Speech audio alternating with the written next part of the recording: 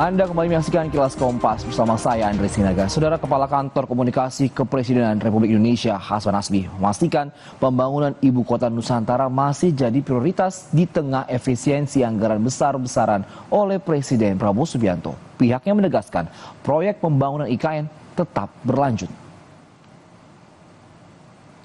Kepala Kantor Komunikasi Presiden Hasan Nasbi menyebut anggaran IKN masih tetap tersedia, hanya belum dibuka untuk dipakai pembangunan IKN.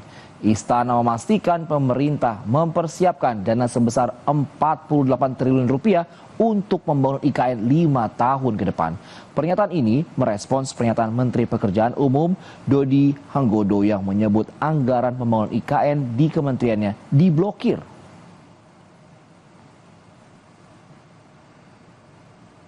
Kalau diblokir itu kan bukan berarti anggarannya nggak ada kan? Anggarannya belum dibuka. Jadi anggaran IKN itu ada di otorita IKN, ada di kementerian. Anggaran pembangunan IKN itu ada yang di Kementerian PU, ada yang di otorita IKN. Yang jelas komitmen dari Presiden kan beberapa hari lalu sudah disampaikan oleh Menko Infrastruktur kan? Bahwa selama 5 tahun ke depan, Presiden punya komitmen untuk meneruskan pembangunan IKN dengan biaya yang sudah disebutkan. Kalau tidak salah itu 48 triliun komitmen selama 5 tahun ke depan. Dan target pemerintah kan menyelesaikan kawasan inti pusat pemerintahan, membangun gedung yudikatif dan membangun gedung legislatif. Sebelumnya, Menteri Pekerjaan Umum Dodi Hanggodo bilang anggaran kementeriannya untuk proyek Ibu Kota Nusantara diblokir. Menteri Dodi menyebut belum ada progres pembangunan IKN. Sementara terkait efisiensi APBN 2025, anggaran Kementerian Pekerjaan Umum dipangkas hingga 81 triliun rupiah. Realisasi anggaran kayak IKN kayak belum ada. Nanti saya bilang, Mbak, kan anggaran kita diblokir semua. Kok kayak progres gimana sih, anggarannya nggak ada progresnya buat beli makan siangnya Pak Menteri, itu progresnya. Di modal waktu kita Pak? Alah, kurang jumbo. Jumbo itu apa? Please define jumbo. Seperti IKN atau mungkin jalan tol Betaci itu, Ya nanti itu tunggu gini nih, satu-satu makanya saya bilang satu-satu dulu. Anggarannya dibuka, kita diskusi lagi nih.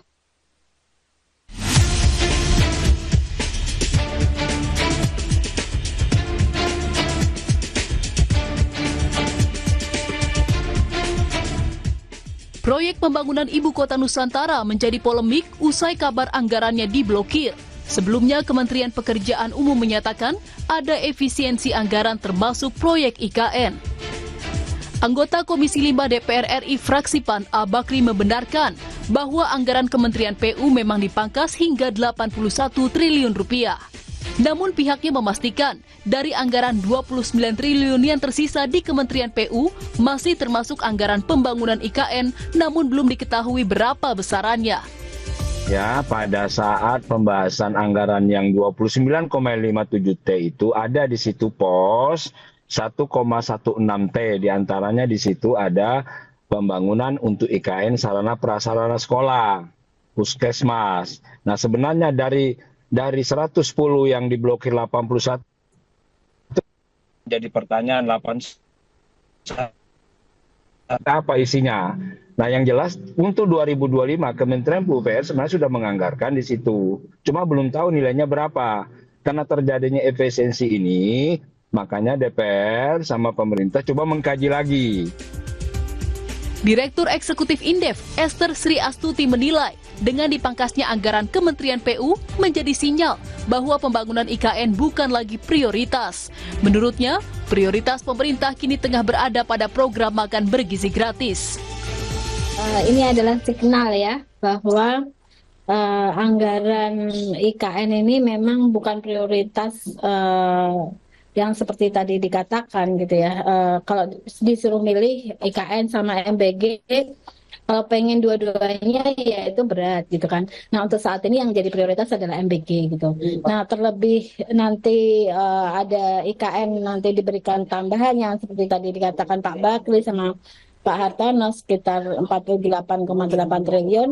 Ini harus dibahas lagi gitu ya di DPR. Nah, ini menurut saya prioritasnya udah nomor 2 ini dibandingkan MBG ini gitu. Proyek Ibu Kota Nusantara yang dimulai di era Presiden ke-7 Joko Widodo. Pada 2022 anggarannya 5,5 triliun rupiah. Kemudian pada 2023 meningkat menjadi 27 triliun rupiah. Di 2024 dianggarkan 42,5 triliun rupiah. Untuk 2025 hingga 2029, pemerintah mengalokasikan 48,8 triliun rupiah. Sebelumnya, Kepala Otorita Ibu Kota Nusantara Basuki Hadi Mulyono memastikan bahwa anggaran pembangunan Ibu Kota Nusantara tidak akan dipangkas di tengah instruksi Presiden soal efisiensi anggaran. Tim Liputan Kompas TV.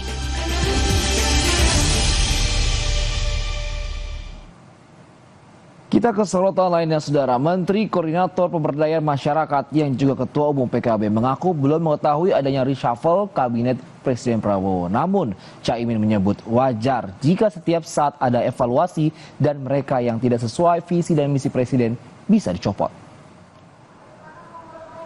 Caimin mengaku tidak mengetahui jika akan ada reshuffle kabinet. Caimin menyebut selalu ada evaluasi dalam pemerintahan Presiden Prabowo.